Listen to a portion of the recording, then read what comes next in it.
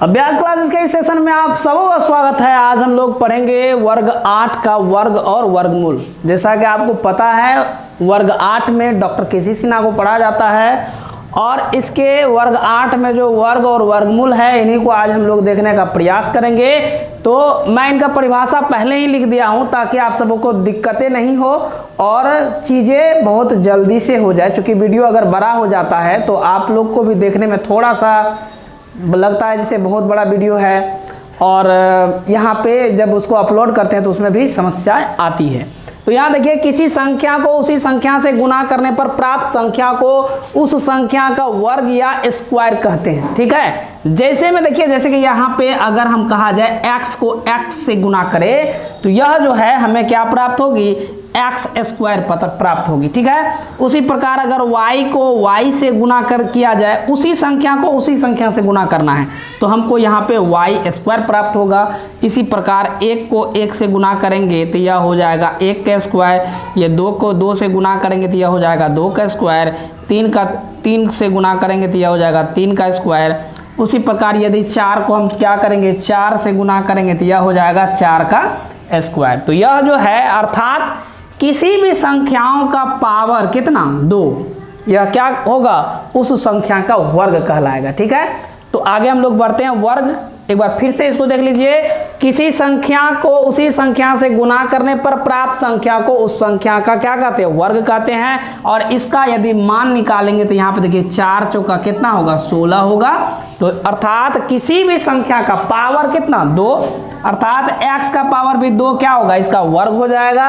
या m होगा तो m का पावर 2 भी क्या होगा, वर्ग होगा इसका। ठीक है ना, यदि वर्ग करने के लिए कहा जाए तो इसका मतलब है कि उसका पावर कितना होगा, 2 होगा। तो हम लोग इसको समझ लिए हैं।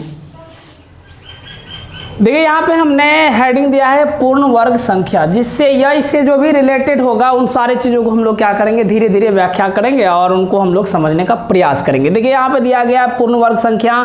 पूर्ण वर्ग संख्या का हमने यहाँ पे परिभाषा लिखा है कि पूर्ण वर्ग संख्या वह प्राकृत संख्या है जो किसी प्राकृत संख्या का क्या हो, वर्ग हो। जैसे देखते होंगे 1 का अगर हम वर्ग निकाले तो कितना होगा, 1 होगा। अर्थात 1 जो होगा वह क्या कहलाएगा, तो वह कहलाएगा पूर्ण वर्ग संख्या। उसी प्रकार अगर हम 2 का, जैसे यहाँ पे 4 की बात करते हैं, यह क्या होता है, 2 का स्क्वायर होता है, अर्थात 2 का पावर 2 होता है 4। तो इसका मतलब 4 भी क्या है, यह भी पूर्ण वर्ग संख्या है। उसी प्रकार कितना होगा, उसी प्रकार 4 हो गया, उसी प्रकार 9 हो जाएगा, उसी प्रकार कितना हो जाएगा, अगर जैसे की बात करें तो 16 हो गया, इसके बाद 25 हो गया, 36 हो गया, नहीं 49 हो गया। ये सब संख्या, जितने भी संख्या देख रहे हैं ये सारे संख्या क्या होंगे, तो यह पूर्ण वर्ग कहलाएगा। ठीक है, मतलब यहाँ पे परिभाषा ही दी, वह संख्या प्राकृत संख्या है जो किसी प्राकृत संख्या का क्या हो, वर्ग हो। कोई भी संख्या हो सकता है, या ऐसे भी कह सकते हैं एक्स स्क्वायर। यह देखिए यहाँ पे यह एक्स स्क्वायर क्या है, एक प्रकार का अगर हमको कहा जाए तो यह एक पूर्ण वर्ग है। अगर मान के चलिए इसको रूट के अंदर ऐसे रखा जाए तो इससे हमको क्या निकल जाएगा, इससे हमको एक एक्स बाहर क्या करेंगे, स्क्रीनशॉट करेंगे और अपने कॉपी में बहुत बढ़िया से इसको लिखिएगा और इस पे जो भी चीज बताया जाएगा उनको आप लोग प्रैक्टिस कीजिएगा। तो हमें उम्मीद है कि इस चैप्टर में जितने भी सवाल है उन सारे सवालों को हम लोग आराम, जितने भी वर्ग होते हैं, जैसे कि 1 का वर्ग, 2 का वर्ग, 3 का वर्ग, 4 का वर्ग, 5 का वर्ग, इस तरह से हम सबों को 30 तक का वर्ग याद रखना चाहिए, जिससे क्या हो, हमारे सवाल जो होते हैं वो स्पीड में बन सके और स्पीड के साथ एक्यूरेसी भी आ सके। क्योंकि वर्गमूल जो होता है कंपटीशन लेवल में भी पूछा जाता है। जब आप बैंकिंग की तैयारी करेंगे, जब आप रेलवे की तैयारी करेंगे, जब आप टीटी या टीसी की तैयारी करेंगे, तो वहाँ पे चाहे आप टीचर बनने के लिए तैयारी करेंगे तो भी आप सबों को वर्ग और वर्गमूल से सवाल पूछे जाते हैं। तो वहाँ पे स्पीड और एक्यूरेसी के लिए, क्योंकि वहाँ पे क्या होता है, एक सवाल में वैकल्पिक सब्जेक्ट, वहाँ पे जो क्वेश्चन पूछे जाते हैं वह वैकल्पिक क्वेश्चन होता है और उसमें 4 ऑप्शंस दिए जाते हैं। एक ऑप्शंस के अगर सही होते हैं तो आपको 1 अंक दिए जाते हैं और गलत होने पर 0.25 मार्क्स काट लिए जाते हैं। तो तो वहाँ पे दिक्कत क्या है, वहाँ पे एक सवाल पे मात्र 36 सेकंड ही दिया जाता है। तो इस बात को ध्यान में रखते हुए, चूंकि यह पढ़ना तो हर जगह है, जब आपके मन में यह है कि आगे चलकर हम बैंकिंग में जाएंगे, रेलवे में जाएंगे, एसएससी में जाएंगे, तो आप सबों को यह बात जो है कंठस्थ होना चाहिए, यह बहुत ही इंपॉर्टेंट है। तो यहाँ देखिए 1 का स्क्वायर अगर हम लिखने की बात करेंगे तो इसको 1 गुना 1 भी लिखते हैं, अर्थात यह होगा 1। अर्थात उसी प्रकार 2 का स्क्वायर क्या हो जाएगा, 2 गुना 2, अर्थात यह हो जाएगा 4। उसी प्रकार 3 का स्क्वायर आप लोग लिख लीजिएगा, 3 का स्क्वायर कितना, 3 गुना 3 बराबर 9। 4 का स्क्वायर जो होता है वह 4 गुना 4 बराबर 16 होता है। 5 का स्क्वायर जो है यह 5 गुना 5 अर्थात यह 25 होता है। 6 का स्क्वायर कितना होगा, 6 गुना 6, इस प्रकार यह 36 होता है। 7 का स्क्वायर कितना होता है, 7 गुना 7 अर्थात यह 49 होता है। उसी प्रकार 8 गुना 8 स्क्वायर कितना होगा, 8 गुना 8 अर्थात यह कितना होगा, 64 होगा। उसी प्रकार 9 का स्क्वायर कितना होगा, 9 गुना 9 होगा अर्थात यह जो है 81 होगा। उसी प्रकार जो है 10 का स्क्वायर, 11 का स्क्वायर, 12 का स्क्वायर, 13 का स्क्वायर, 14 का स्क्वायर, 15 का स्क्वायर, 16 का स्क्वायर, 17 का स्क्वायर, 18 का स्क्वायर, 19 का स्क्वायर, 20 का स्क्वायर। उसी प्रकार जो है आपको 21 का स्क्वायर, 22 का स्क्वायर, 23 का स्क्वायर, ठीक है ना। उसी प्रकार आपको 24 का स्क्वायर, उसी प्रकार आपको 25 का स्क्वायर, 26 का स्क्वायर, 27 का स्क्वायर, 28 का स्क्वायर और 29 का स्क्वायर और 30 का स्क्वायर। ये 30 तक कम से कम आप सबों को याद होनी चाहिए। स्क्वायर लिखने में अगर दिक्कत होगी तो हम स्क्वायर लिखने का भी तरीका बता देते हैं।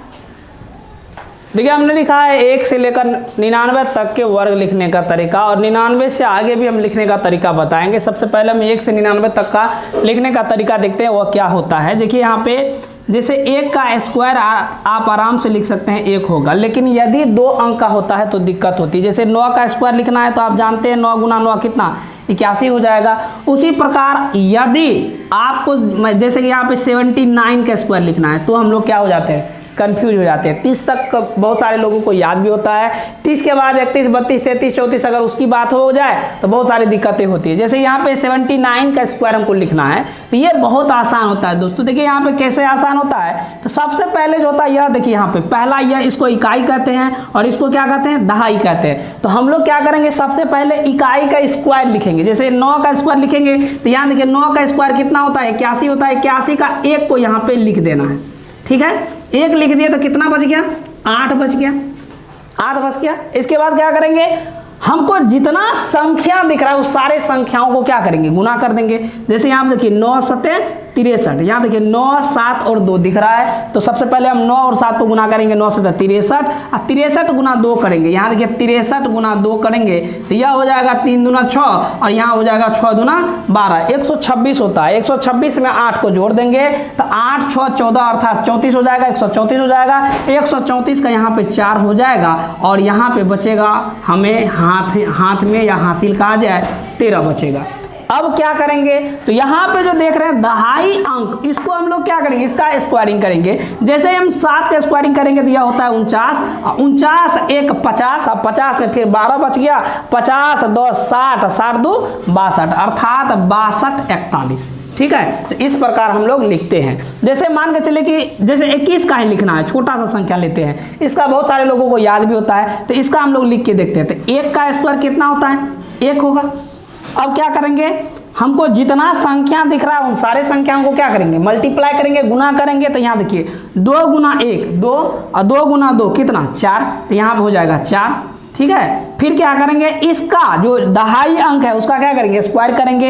हाथ में कुछ नहीं बचा था तो यहाँ पे 2 का स्क्वायर करेंगे तो 2 दूनी 4 अर्थात 441। उसी प्रकार अगर मान के चलिए 36 होता, इसका स्क्वायर होता करने के लिए, तो ये हम लोग कैसे करते, सबसे पहले हम लोग इकाई का स्क्वायर करते तो यह हो जाता 6 6 36, हाथ में कितना बच गया, 3 बच गया। तो जितने संख्या दिख रहा है उस सभी को गुना करेंगे। 36 के 18, 18 दूना 36, यहाँ देखिए फिर से एक बार 36 के 18, 18 दूना 36, 36 हाथ में 3 था तो 36 37 38 39, 39 का कितना 9, हाथ में कितना बच गया, फिर फिर कितना बच गया 3। तो यहाँ देखिए 3 का स्क्वायर फिर करेंगे, लास्ट में जो दहाई अंक है उसका स्क्वायर करेंगे।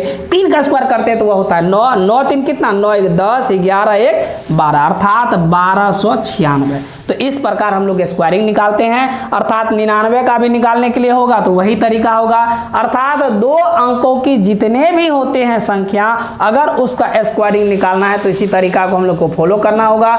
यदि आपको दिक्कतें होगी इस पे तो हमको आप लोग कमेंट कीजिएगा, कमेंट सेक्शन में अपना मोबाइल नंबर डालिएगा, व्हाट्सएप नंबर, हम आपको इसके लिखने का तरीका जो होता है पीडीएफ रूप में भी, फॉर्मेट में भी आपको अवेलेबल करा देंगे। लेकिन उस पीडीएफ को प्राप्त करने से पहले यदि जो तरीका हम बताए हैं उसको 2 बार 3 बार करके आप सेल्फ जो है उस पर प्रैक्टिस करेंगे तो हमें उम्मीद है कि आप जो है आप 99 तक के स्क्वायर में आपको कहीं दिक्कतें होने वाली नहीं है। तो ये हमने दिया पे यहाँ पे हेडिंग में दिया है वर्ग का इकाई स्थान। तो ये देखिए यहाँ पे सवाल में जो है ऑब्जेक्टिव टाइप के सवाल में पूछ लिए जाते हैं कि वर्ग का इकाई स्थान क्या है। कोई भी संख्या दे देगा और बोलेगा उसका इकाई अंक क्या होगा। तो देखिए यहाँ पे जिसका इकाई अंक निकालना है उनको देखते हैं हम लोग। जैसे यहाँ पे देखिए 1 2 3 4 5 6 7 7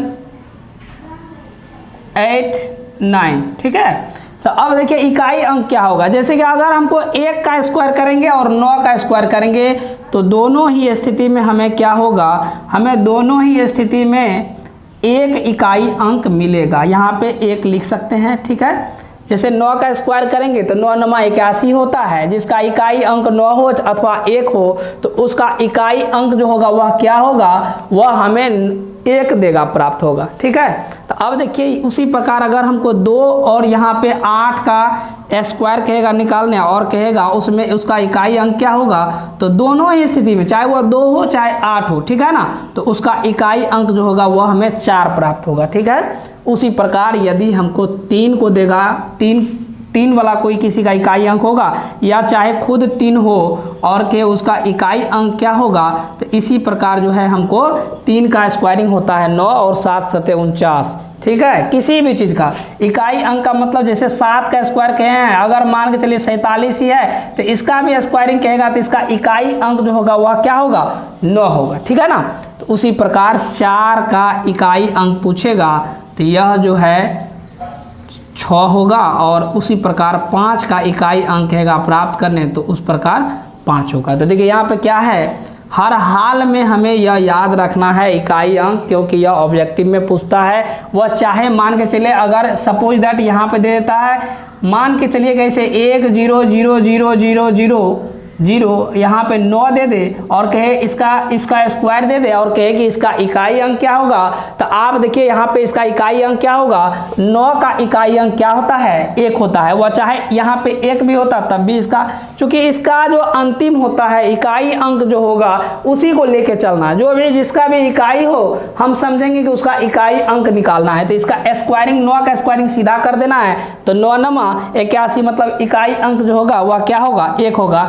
उसी प्रकार यदि 8 हो तो उसका इकाई अंक क्या होगा 4 होगा, और 2 भी होगा तो भी उसका 4 होगा। उसी प्रकार 7 का इकाई अंक अगर कहेगा किसी भी संख्या का, अगर लास्ट में सपोज दैट यहीं पे 7 दे दे और कहे कि इसका इकाई अंक क्या होगा, तो यह हर हाल में 7 वाले का देखिए 9 होता है उसका इकाई अंक। तो इस प्रकार हम लोग किसी भी वर्ग का जो इकाई अंक होता है उसको आराम से ज्ञात कर सकते हैं और ऑप्शन में आराम से मार सकते हैं, इसमें घबराने की जरूरत नहीं है।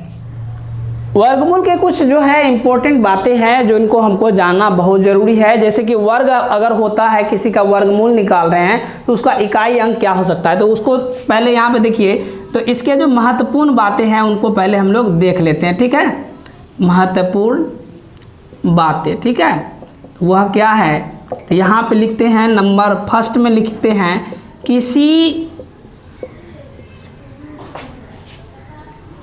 पूर्ण वर्ग का इकाई अंक 2 3 7 तथा 8 नहीं हो सकते, ठीक है ना। ये पहला पॉइंट है। कि किसी कोई भी जो अगर यदि कोई संख्या है और उसके इकाई अंक में यदि 2, 3, 7, 8 है तो हमें तुरंत समझ जाना चाहिए कि उस संख्या वह जो है किसी भी संख्या का वर्ग पूर्ण वर्ग नहीं हो सकता। उसी प्रकार 2 नंबर में यदि हम बात करें तो किसी भी संख्या का यदि इकाई अंक 1 शून्य या विषम संख्या में शून्य की संख्या हो तो वह उसका भी कभी पूर्ण वर्ग नहीं हो सकता। तो यहाँ पे लिखते हैं किसी पूर्ण वर्ग का